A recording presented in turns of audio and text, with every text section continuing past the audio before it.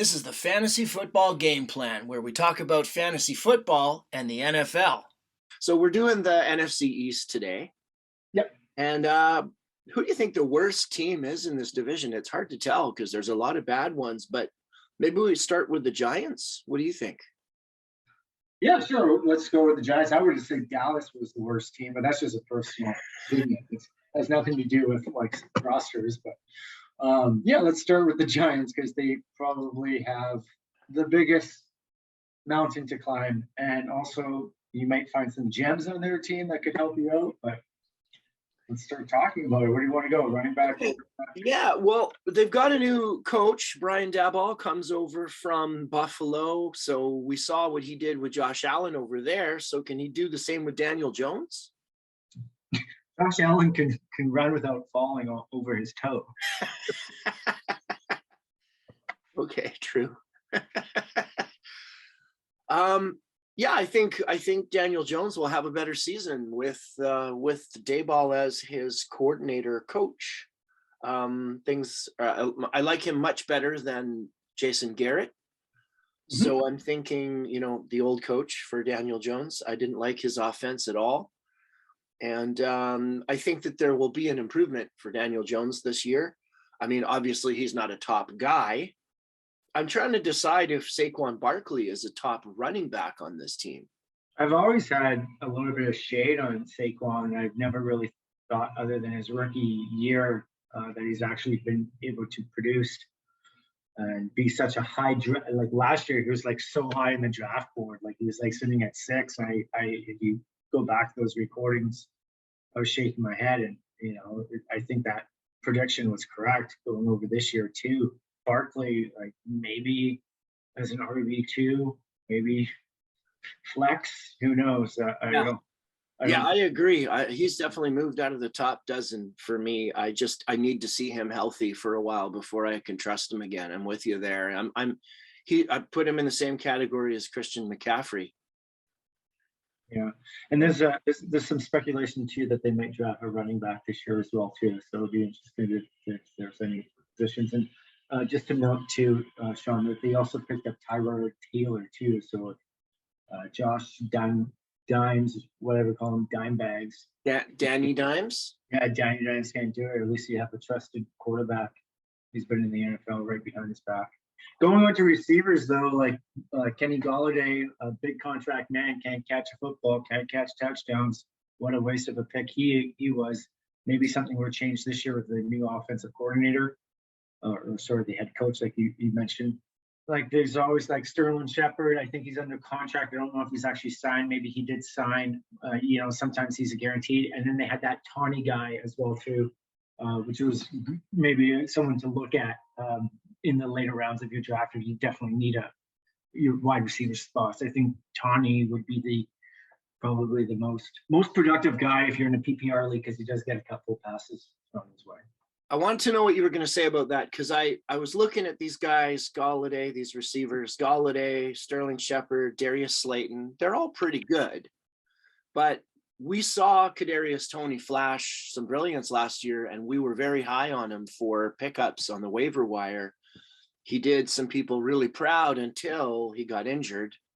But I think we saw enough from him to realize that he's kind of the special receiver on that team. Yep. So I'd be looking at him first. Out of all these guys, my favorite draftable player on the Giants is actually Kadarius Toney. Yep, I agree.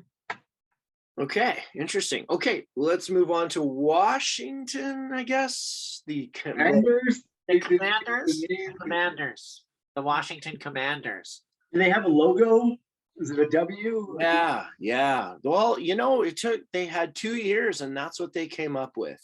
A W and the Commanders. I'm embarrassed. It feels like a cartoon villain. The Commanders, but whatever, that's their logo. So let's talk about the big blockbuster acquisition that they got at the quarterback position. Carson Wentz taking over,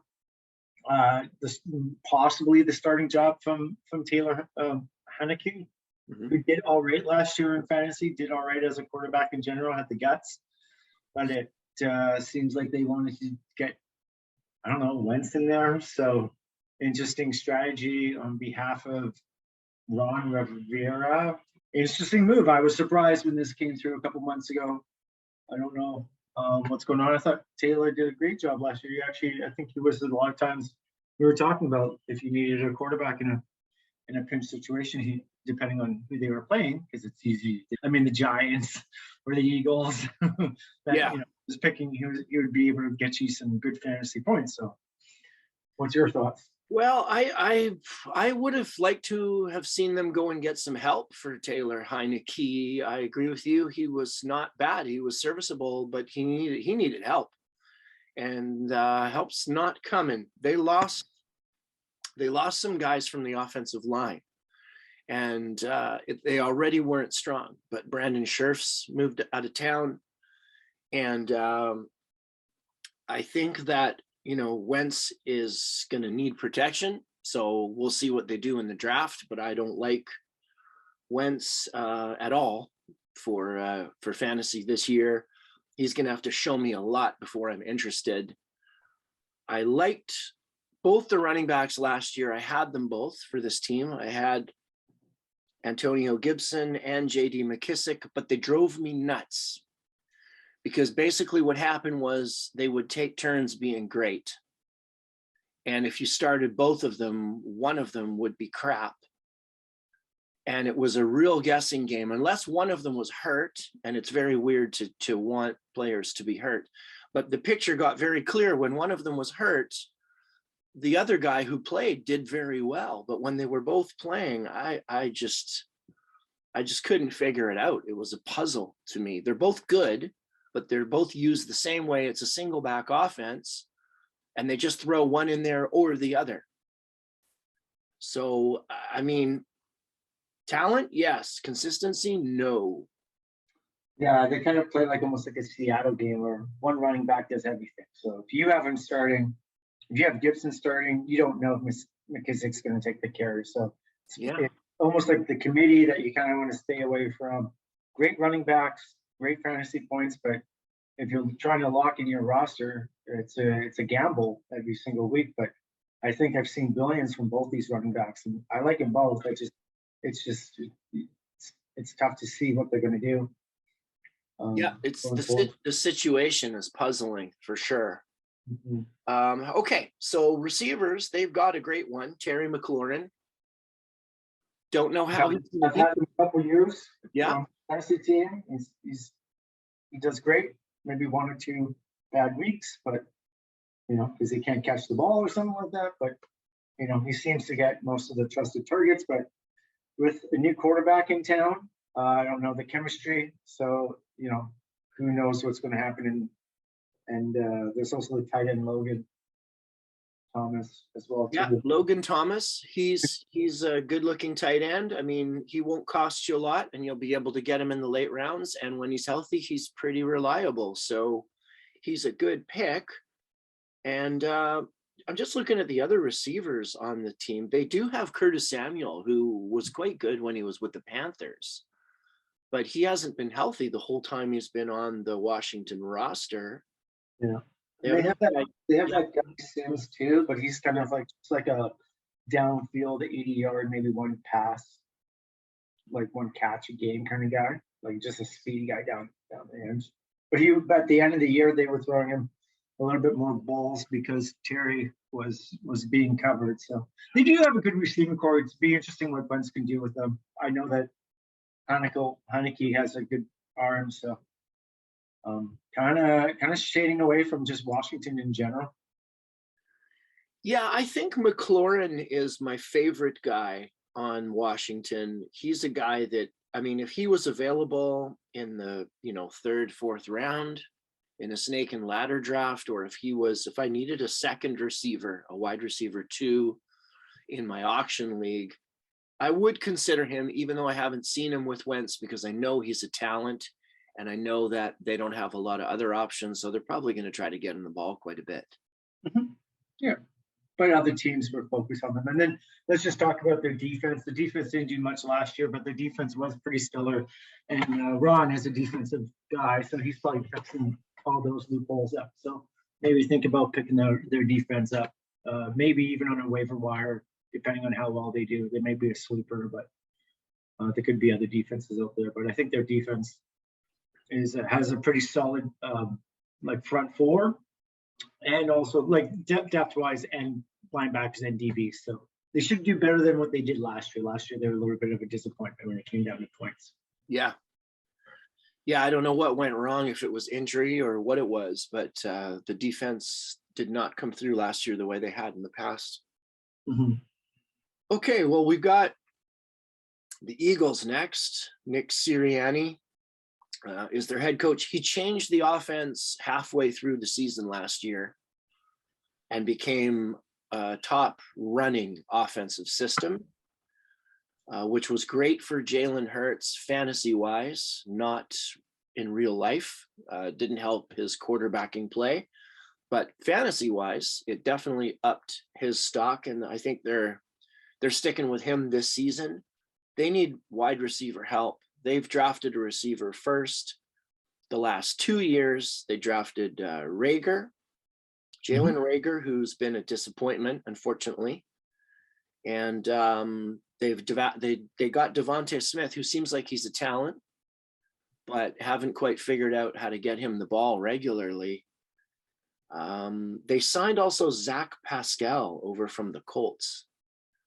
I was doing some research and I saw that. So I don't know if that'll help Devontae Smith a bit, if there's the other teams are worried about covering these other receivers.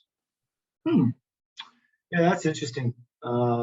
Acquisition. That's something to keep in note. Pascal in your back pocket. He is a veteran and can get yards after catch. So maybe a sneaky pickup for anyone listening in this early sessions, spring sessions of Fantasy Talk. I agree. I think that's a good thing to note. Yeah, I didn't mention Gardner Minshew III, the backup quarterback, but I really like saying his name. So if anything happens to Jalen Hurts, they do have Gardner Minshew III. Mm-hmm. Yeah, so that I just wanted to throw that in there because that's kind of fun to say. Because I don't think there's actually a Gardner Minshew II, which makes it really fun that he's the third. The running back room, sleeper Gainwell. He's was last year, I believe, a rookie. He showed some brilliance. I think he's someone to contend for a spot, but it's a pretty crowded backfield with Sanders and that Boston Scott guy, or Scott Boston, whatever his name is. Yeah, it's Boston Scott, and I know what you mean. There's Miles Sanders, and he's supposed to be the lead back, but it was like revolving chairs last year with that running back room. Mm-hmm. It's very crowded. Like if it was, we're just talking about Washington, like how to pick. This is even hurts you more because Hurts runs the ball a lot too. So like, you have you can pick any running back on this team, but Hurts is going to steal some of those run plays. And yeah, it's I don't know. I think last year stayed away from anything Eagles. I might do the same again with this year. Just stay away, other than like what I said, like the hidden gem of Pascal probably being there. And if no one has it, you could get him for $1 in your league, or you could probably get him in a late round. Yeah, we didn't get to one position yet. And actually, this is my favorite guy for drafting Eagles. I really think that Dallas Goedert is a dependable tight end in fantasy. He doesn't put up huge numbers, but he is a favorite target of the quarterback, and he can catch. He used to have to compete with Zach Ertz, I think it was. That's right. For catches at tight end. Their offense has got a lot of running and a lot of throws to the tight end in it.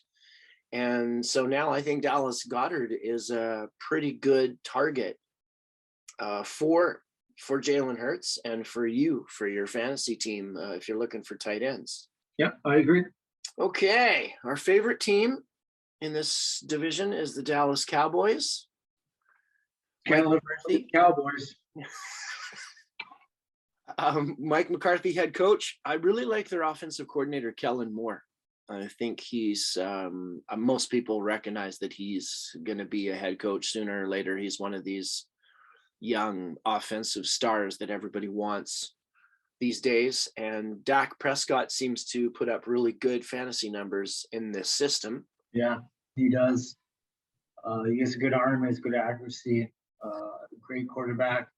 If you can get the 1-2 punch with any of the receiving core that they have, you could potentially score a lot of points, because with Lamb, Gallup, and the new guy, Washington, from Pittsburgh, it's definitely a Prescott, probably fantasy plug-in year, I think, if he stays healthy. Yeah, I mean, I would want the stack of him and CD Lamb. Mm-hmm.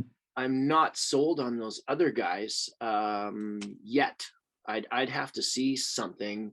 I know, Gallup, I think it was an Achilles. He had a really serious injury last year. Might have been a knee, but it was a bad one. So we've got to see what he looks like coming back next year. And then Washington is a good player. So probably Kellen Moore will figure out how to use him in that Cedric Wilson role, because he's gone to Miami. Mm-hmm. So you're probably right there. But my favorite receiver is got to be CD Lamb by far. Yeah, CD, he should be high in the pool of receivers. But like I said, like if you're not picking quarterbacks, so the 5th, 6th, 7th round, and Dak's still on the board, you might also want to be picking up one of these other receivers as well too. And let's not forget about Toney Pollard, who was catching a lot of the passes out of the backfield last year and like really outproducing Zeke as a running back in the latter part of the season. Like Zeke has always been a top 6, top 4 draft pick option. And is he really at that high level too now? Like, no, like this whole draft board, I think going in from like, let's say if you're in a 10-man league, 1 to 10 is totally going to be different than what it was last year. If you're going to think, or like even in years past, if you think you're going to repeat what you've been doing for years, it might not work out for you going forward, because Zeke didn't really do anything for the last 2 years. He just got paid. Yeah, it's a timeshare between those two running backs. So that's what you have to keep in mind. It reminds me of the McKissick situation in Washington, where him and Antonio Gibson, you think you know who the 1 and the 2 are, but both players are pretty good. And it's a timeshare. Ezekiel Elliott, Toney Pollard, you kind of need them both, which is a real headache in fantasy, because you only have 5 spots on your roster for running backs. But if you've got one, you've got to get the other, I think. Mm. Otherwise, you get into that situation that I had last year. I think you might have had some of this too, where, if you have the starter and your team's doing well, you lose the starter. If you don't already have the handcuff, you're too low down on the roster priority to try and go through and get, the other guy, if for some reason he would be available, which I guess Pollard will be gone in most drafts in the mid rounds. So yeah, this is a headache waiting to happen. They have a pretty good tight end and like the guy named Schultz. Yeah, Dalton Schultz. And they also have a pretty good defense. So They do. They have an outstanding defense. I hate to say that out loud, but that's probably why they will win the division, because their defense is so good. And they play the Commanders and Washington and Giants, Eagles. And the Eagles. That's the other reason why they probably win the division. And then they'll lose in the first round of the playoffs, so it's not that bad. Yeah. It's a bet early. Yeah. Okay, well, that's wrapping up the NFC East, and then what are we going to look at for next time? We got to go to the West, and then we'll wrap up. That's the NFC wrapped up. So NFC West is a pretty good division. I don't know if it's as strong as it was last year, but we'll talk about that, I guess, next week. Thanks for watching the Fantasy Football Game Plan podcast. Need coaching on your lineup? Drop us a line and we'll discuss your dilemma.